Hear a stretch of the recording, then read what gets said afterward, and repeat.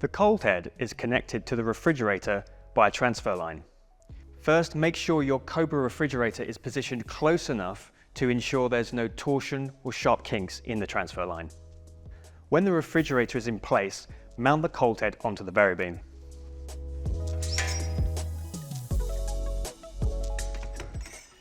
Make sure the nozzle is pushed all the way into the nozzle clamp before tightening the bolts.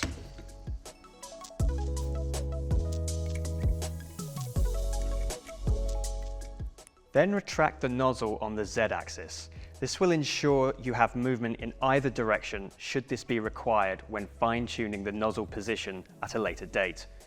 Don't worry if the nozzle is not perfectly aligned with your sample position. The X, Y, and Z translations of the stand will allow for accurate alignment once the stand is in place. Now we have the refrigerator in position and the cold head mounted in the Varibeam. Let's look at the K450 helium compressor.